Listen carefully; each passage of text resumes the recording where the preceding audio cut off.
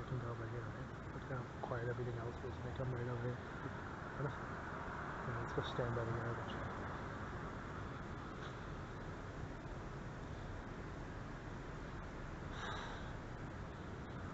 Yeah, there's no other route they can take. Look at how quiet everything else is. And they're just walking right over here.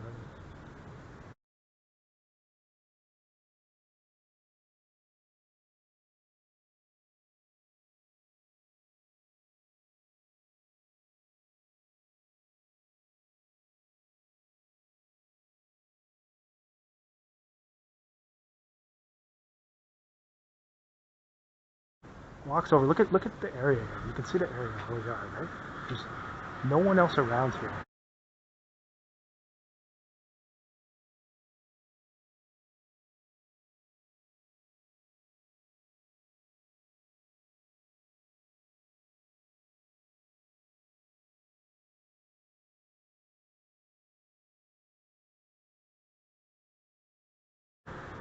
There's no one else around here, and they come and stand right by where I am with a fucking dog, pretending that they have to take it out. So I'm like, get away. Showing these creeps right now.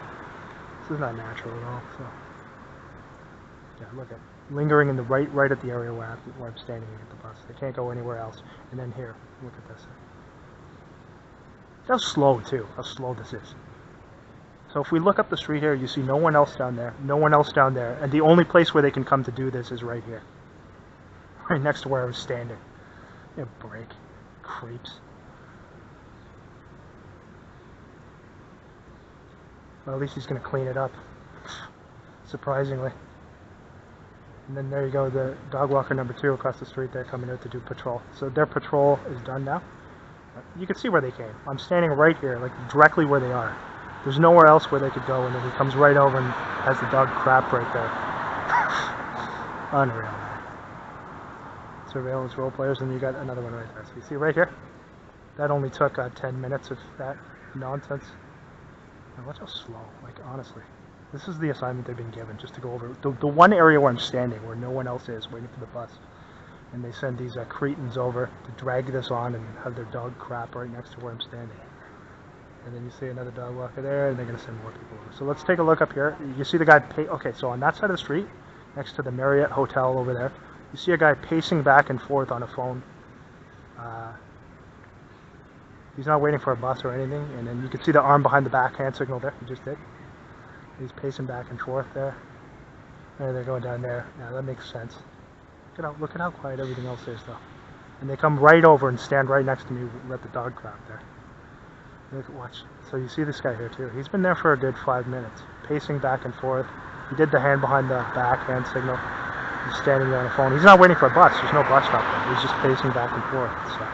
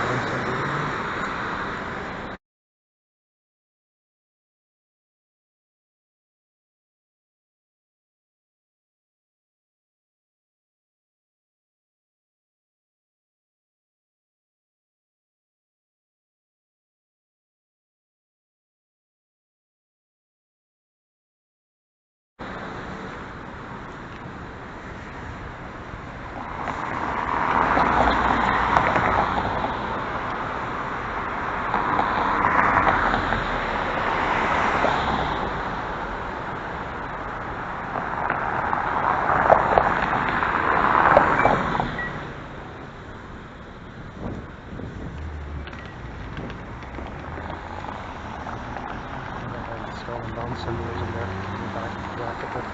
Positioned right where they knew I was going to come up to, with the skull and bone symbolism. I've seen that quite a bit lately. They're starting that again, having people wearing that. Skull and bones. Always when you come up here, there's always a few people coming down right away. Every time, skull and bones.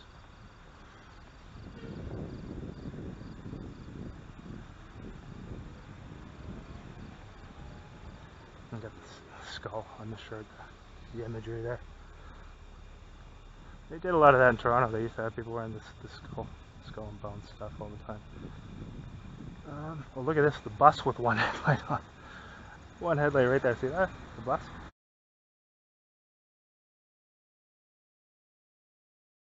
See that? The bus? Yeah. Even they're doing it.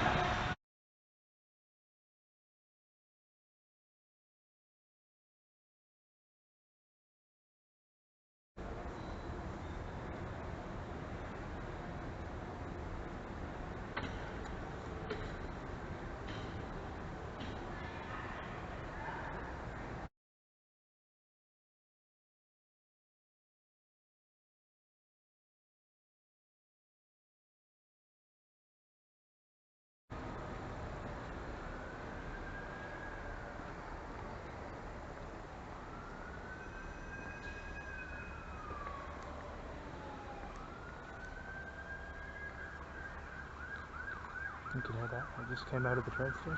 Hear that? Just exited the train station now. See if they're sending it down here. Or if it's just going to drive around and around the area. Just came out now. You see how quiet, typically this is a very, very quiet area at night time here. So that's just as I exited. They timed that there. The siren. Doesn't look like they're sending somebody down here though. Yeah, timed it there.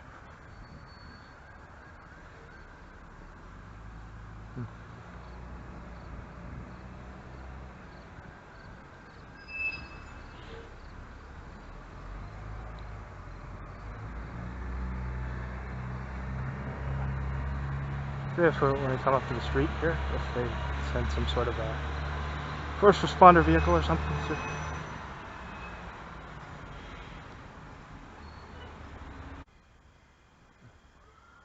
Okay, yeah, they're sending somebody now. I'll take a look here. So right as I come up to here, to the street, where I got to turn, seems like they got something coming up here. Let's see. So when I got out of the train station, you could hear it going on down the street there, the other way. Now it sounds like it's coming up. Let's see.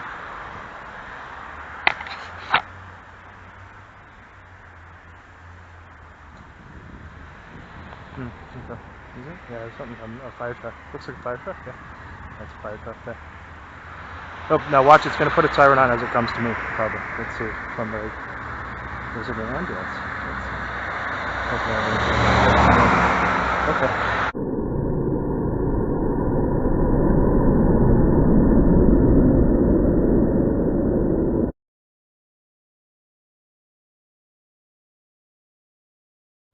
Yeah, so they're given very extensive training. The people in public service positions, the police, fire department, people like that. And okay, they got somebody here already. So what's going to happen here is he going to go move up the street, or is he going to linger here? That's going to depend on what I'm going to do, because I don't want this guy lingering next to me. So okay, he's going that way now. Right as I arrive, you can see right as I arrive, he's just walking on. Yeah, so they're given a very extensive training with regards to how to do that, to twist the situation around, invert it, and attempt to cast blame on the person who they are targeting. Now in some of these situations, with how obvious it is, look at how slow this gets. So again, now look at where he's lingering right now, right? So I come up here, right as I get here, he moves on and sort of stands in the central area of the sidewalk. Because sometimes what will happen is if I get to one of these stops and there's some guy who's obviously like a stalker or something, I'll walk up to the next one. So where they have this guy positioned, if I walk up to that one, he'll walk up there, and he's still close enough to here where he's just lingering creepily, so you can see here, where he's standing. And he started to move right as I got here too. Now is he going to come back? Okay, let's see. He's going to come back here. Okay. Now notice he checked the phone. Now he's very, very, very slowly making his way back, but trying to make it, you know, casual. You saw where he was. He was standing here initially. Walks up there. That's not a stop at all. And he's just staring out at the street. So this is all done to let the target know. You can look at where he is there. Okay, so if I leave here and I walk up to the next stop, my bet would be that this guy would creepily follow behind. Let's see if I'm right about that.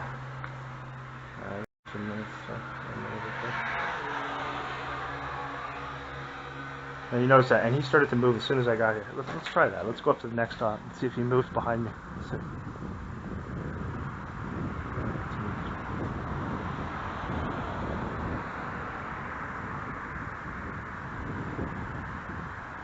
Now he goes backwards, you can see. So he starts walking backwards now. This guy, I've seen him multiple times come up, being at the stop right when I'm leaving. He started talking to me one night and he was like drunk out of his mind. It smelled like booze on his breath. He's a regular stalker, this guy. So if I go up here, let's see, he's not going to come by behind me, he's just going to linger there. Now notice as I came past, so as I got to the stop, he moved from the stop and went in that area and just lingered there in that middle area of the sidewalk. Now as I walk up to the next stop here, you see he started to move back toward the other stop there right away as I came by. So, it's done to make things obvious. Yeah, he started talking to me one night, that guy. He was just drunk out of his mind. Would have been maybe, I don't think I put the footage up because it was just pointless. But he's a regular that they have. At least I started seeing him maybe a month and a half ago, and he's been pretty regular since then. So.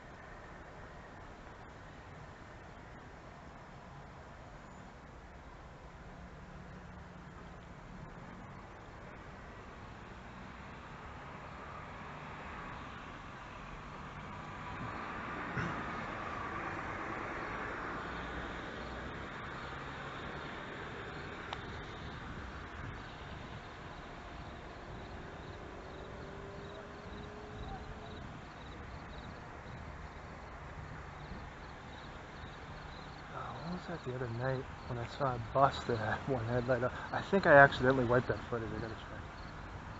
But yeah. So I think I did wipe that away.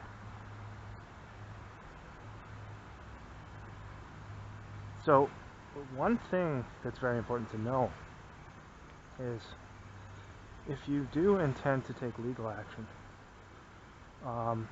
with regards to these activities, which you should do. You should do that. Even if you think it's not going to work or whatever, you should try and find a cost-effective way of doing that, because first and foremost, contrary to what they want you to believe, well, it doesn't matter if you do that, well, you know, the judicial system's rigged, etc. That may be true, but if enough people who this is really happening to start doing that, that puts pressure on them, regardless. If enough people who have been documenting this in a credible way start to utilize the legal system and take legal action, they can't just dismiss it all, right? For few people doing it, you know, small number of people, then they can. Those people are isolated.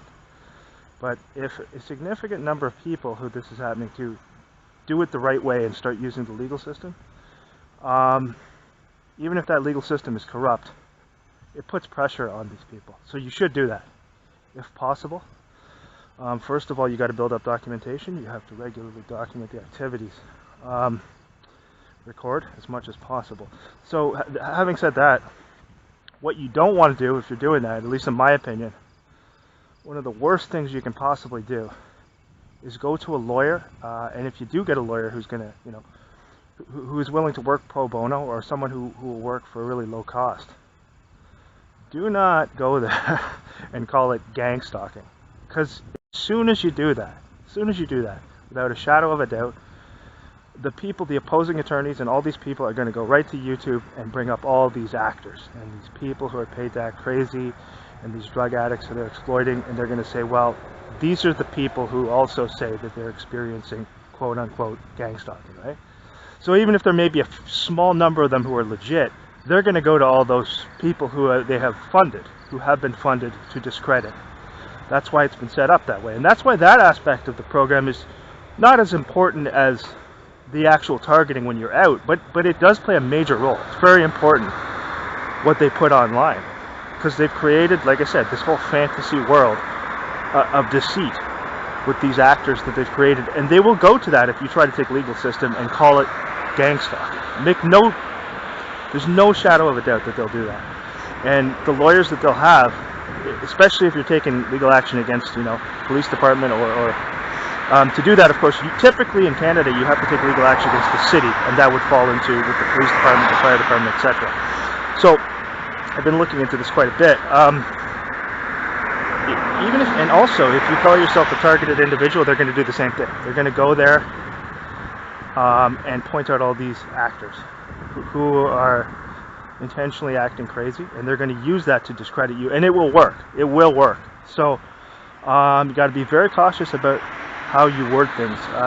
Language is very important. It may seem insignificant to some people, but that is a very important aspect. And I know a lot of people have come to know it as that. I understand. I used to use that term too, but I've come to realize how important it is to try your best to avoid using that controlled language, because that's exactly what it is. It was set up. They want you to use terms like that. They want you to go online and join these fake communities set up with people who are their own people.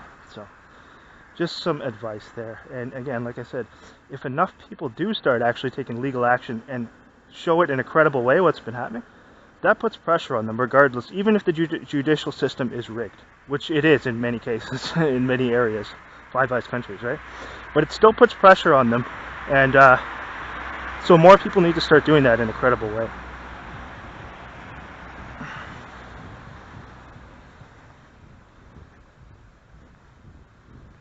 There we go. Okay, listen to this now. Right as I arrive here, I'm just coming up here now, okay? So last night, you saw what happened last night when I got it? Now tonight, you see this here. Right as I arrived here, right where I'm going, you saw that there. That arrived. Same thing last night. Well, last night they had sirens going off when I stepped out of the train station. Tonight they had your wonderful paramedics there doing what they do, what they're paid, which is that type of thing there. So anyway, you saw that there. Saw how that was timed right when I arrived at where I'm going. And turning on a siren, you notice they turned on that siren just as they passed me, and as they passed, they turned it off. So you could see it is not being used for in a legitimate manner. Again, completely illegitimate, showing up to stalk me as I get to where I'm going, as I get to where I'm going to work tonight. So they were not using the siren in any type of legitimate way. So again, further proof there, further documentation of what these people do. And, that would be good for the documentation there.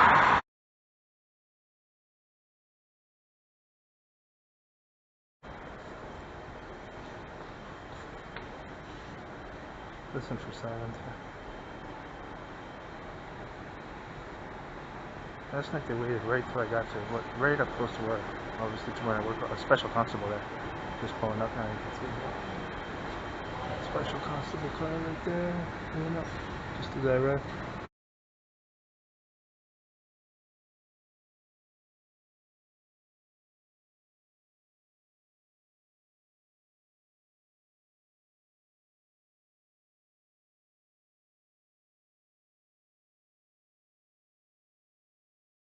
There, attending to nothing as usual.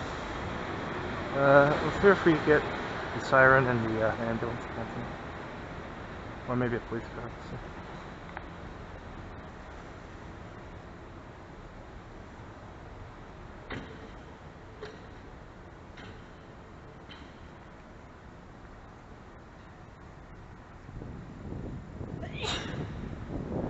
It's been about a week since they used these special constables. They've eased off with them a lot because they were using them so consistently. So didn't see them for about a week. So there's one pulling up there just as I arrived, and yeah, see, he's driving out now. So he's probably gonna time it with when I come up here and then pull out. We just went around the other way there. There's nothing at all going on there. It's raining. There's hardly anyone at the station. So he'll probably coordinate and pull out and pass me. We'll see if he does. I see he's coming down now. So let's give it a minute here. So he's gonna pull out behind this bus. So he arrived just as I came down the stairs there. He pulled up there, attended to nothing, and now you can see there's hardly anyone out there. It's raining, and now he's coming out here. I'm not gonna ask for the badge number tonight. We'll just. He's turning there, making right, yeah. So he got there right when I got there, and then just as I come out here to go to the street, he pulls away. So he didn't have anything to attend to there. Clearly, there's hardly anyone there. He just showed up when I showed up, and then left as I'm about to leave.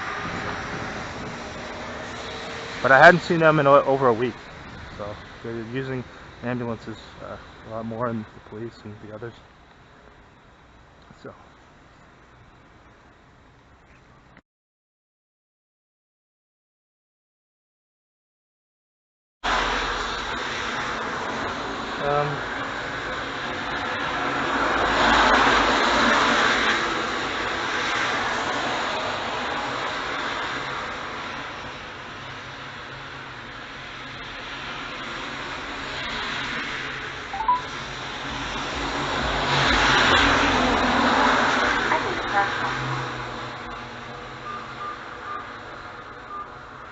Okay, recently what I had was, they did this before, I'm getting voicemails from China. They're sending me voicemails from China. You can hear this here. Hopefully the glasses pick that up. So yeah, getting voicemails from China. Let's see, I will delete that.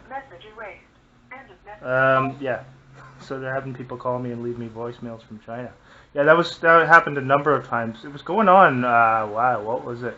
Fairly consistently a few months back. Then it stopped, and then again this week they called me from China and left a voicemail there. So, yeah, that's the kind of stuff you'll get. I've had like text messages in Arabic. I mean, could some of that be random? Maybe, but when you've seen it, when you've seen enough of this stuff, you pretty much, you're thinking that it's not random, because the voicemails from China would come in very consistently, like 3 to 4 times a week, for a fairly extended period of time. Then they stopped, but then again, I think this one came through a few days back, just the one. So they called me from China and left me a voicemail there. Anyway, that type of stuff has been known to happen to others as well, other people who are on the targeted watch lists, similar types of things. No, they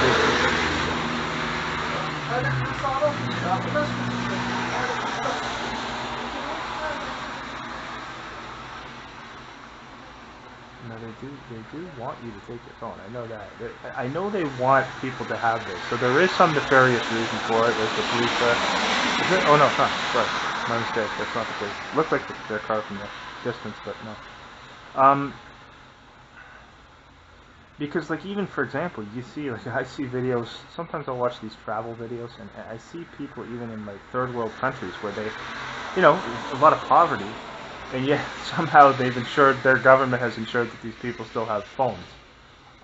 So, it's obvious that there is some nefarious reason. And then you also see, even whatever, third world countries, all over, everywhere, you see people wearing the COVID masks outside.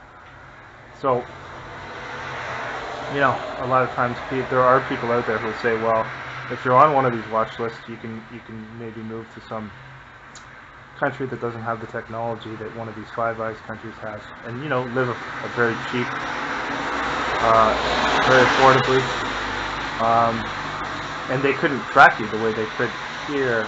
That's not necessarily true, because firstly, what you can see, I mean, maybe they couldn't track you with the precision that they can here, but they have less semblance of adherence to laws across countries too. So they can easily just have a person killed and cover it up in a place like that, somewhere, So if it's like a place,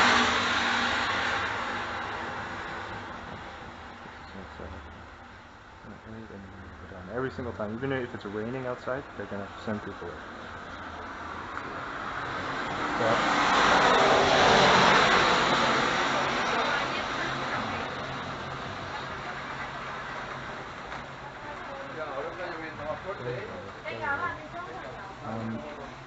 Yeah, so there are those who say that, and I hear it's interesting. I kind of I picked up on this type of stuff where there's people who have said, like claiming to be that they are targeted people, and they've gone to live in third world countries, and it was a bit better. It may be better in terms of the technology, where, like I said, they might not be able to trace you as precisely. But you got to remember, in those third world countries, whereas here in Canada, U.S., the Five Eyes countries, even though our law enforcement people are extremely corrupt, they're still at least pretending to cling to an adherence to the law, right?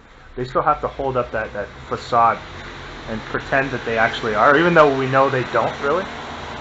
They still have to put up put up this illusion that they actually do.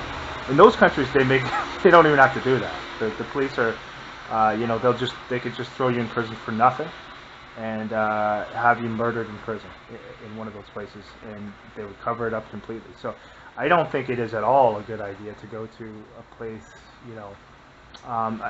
while it may be bad in these areas, these Five Eyes countries, Canada, U.S., Australia, New Zealand, UK, you're going to be worse off. You may be able to live for a time unmolested or unaffected in one of those countries, but eventually I think they could set something up, because what they do is, I'm pretty sure, they would have someone from, depending where you were, if it's from the US, it could be the FBI, if it's from Canada, someone from CSIS would contact somebody in one of those third world countries, and all they have to do, a lot of poverty in those countries, just throw them a few dollars and say, hey, this person's in your country, we believe he's a terrorist, you need to do something about it, and then they could quickly have you arrested, thrown in jail indefinitely because their laws are just a joke, and then, somewhere in South America or wherever, it could just have you killed, or have like a mob attack you or something. So yeah, to me it's like, it sounds good on the outside to do that, to consider doing that, but you got to think of what's really worse. And things are bad in these countries here, no question, in the Five Eyes countries. But they're still pretending to adhere to the law. It's deceit, but at least they're still pretending to put on that illusion, So they're not even doing that in those places.